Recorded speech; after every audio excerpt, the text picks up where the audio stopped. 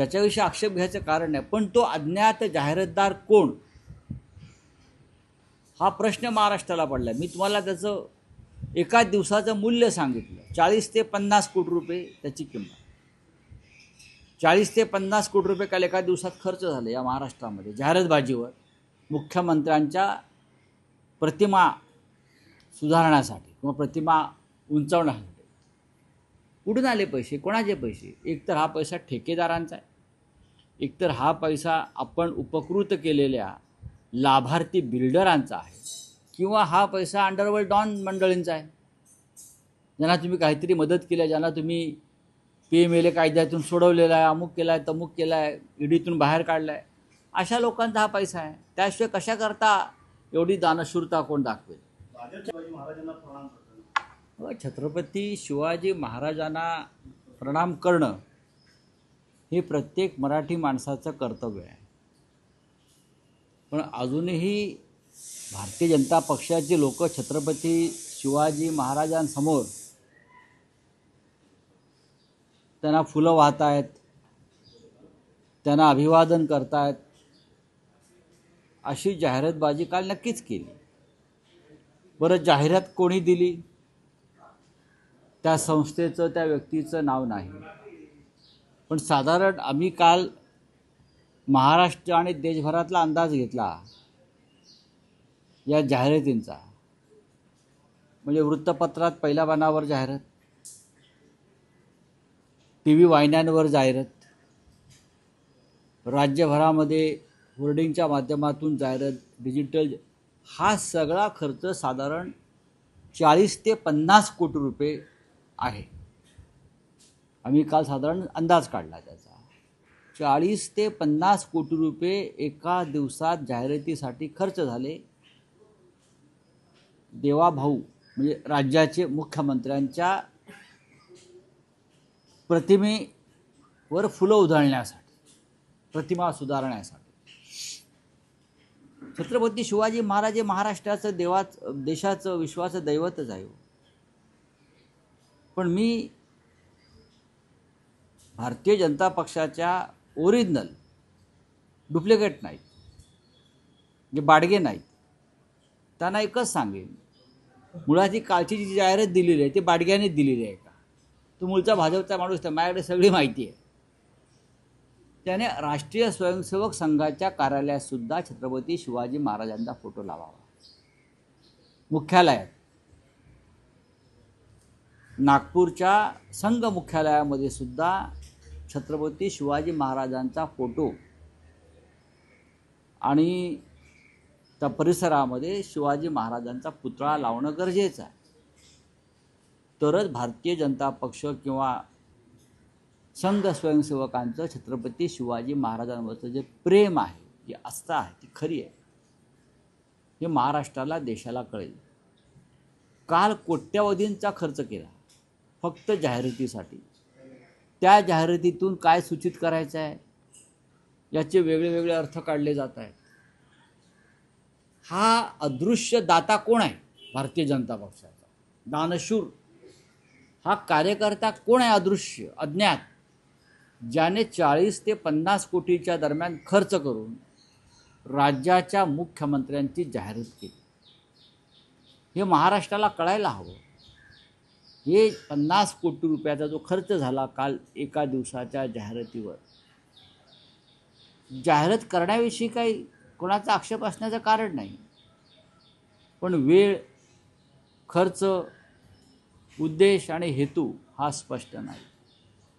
बरं, ही जाहिरात सरकारच्या माहिती जनसंपर्क कार्यालयाची नाही, ही कोणीतरी एक अज्ञात शक्ती आहे.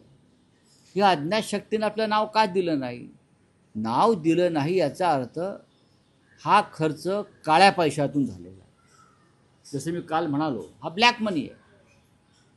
मग हा मुख्यमंत्री कार्यालयातून कोणाला सूचना दिल्या, भाजपा मुख्यालयातून कोणाला सूचना दिल्या, आणि त्यानुसार या 50-60 कोटीचा खर्च जाहिरातीवरती झाला.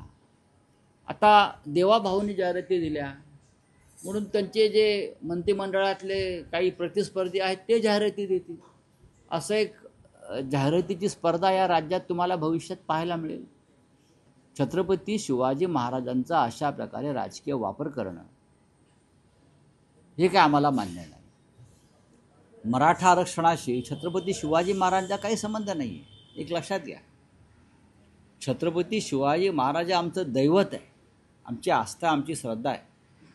तुम्ही छत्रपती शिवाजी महाराजाच्या नावानं एकजातीय राजकारण करून छत्रपती शिवाजी महाराजांना जे असे उत्तुंग टोलेजंग शिखरावर आहेत त्यांना तुम्ही खाली आणताय सगळे.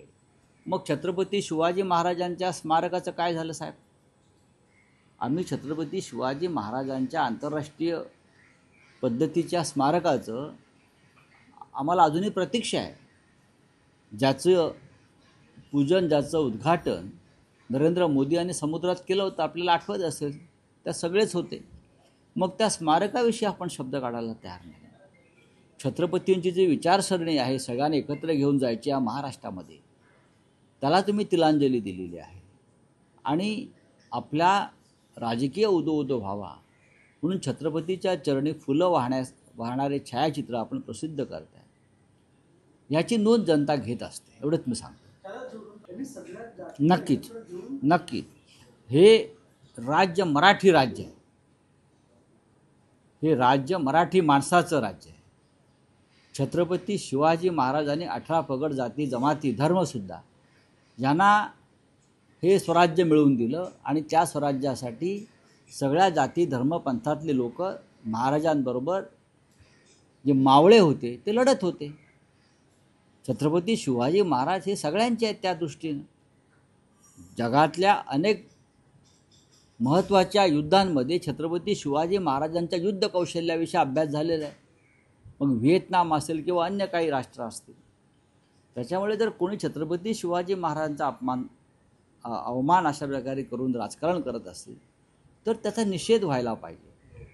छत्रपती शिवाजी महाराजांना फुलं वाहताना राज्याचे मुख्यमंत्री दिसतात, हा आनंद आहे, त्याच्याविषयी आक्षेप घ्यायचं कारण नाही. पण तो अज्ञात जाहिरातदार कोण, हा प्रश्न महाराष्ट्राला पडला. मी तुम्हाला त्याचं एका दिवसाचं मूल्य सांगितलं. 40 ते 50 कोटी रुपये त्याची किंमत. 40 ते 50 कोटी रुपये काल एका दिवसात खर्च झाले या महाराष्ट्रामध्ये जाहिरातबाजीवर, मुख्यमंत्र्यांच्या प्रतिमा सुधारण्यासाठी किंवा प्रतिमा उंचावण्यासाठी.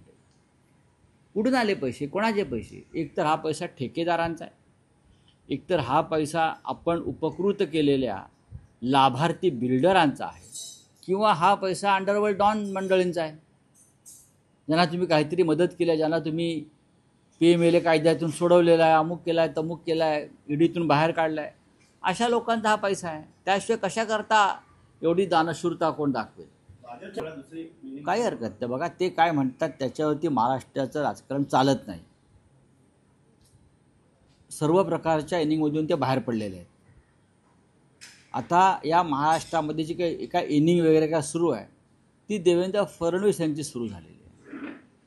आणि फडणवीस नाईट वॉचमन म्हणून येतात आणि आऊटच होत नाहीत. हे शिंद्यांना कळायला पाहिजे.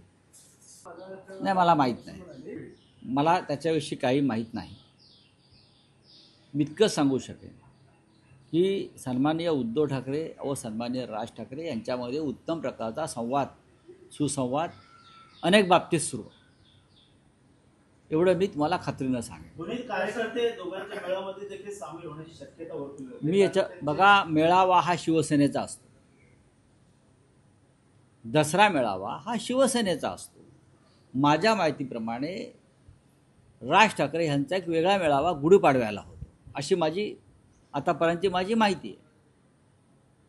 2 स्वतंत्र पक्ष आहेत.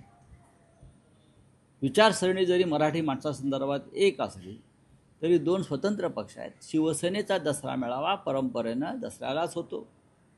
शिवसेनेचे पक्षप्रमुख मार्गदर्शन करतात आणि माझ्या आतापर्यंतच्या आकलनानुसार राज ठाकरे हे गुढीपाडव्याला त्यांच्या कार्यकर्त्यांना मार्गदर्शन करतात. हे मी कसं काय सांगणार तुम्हाला?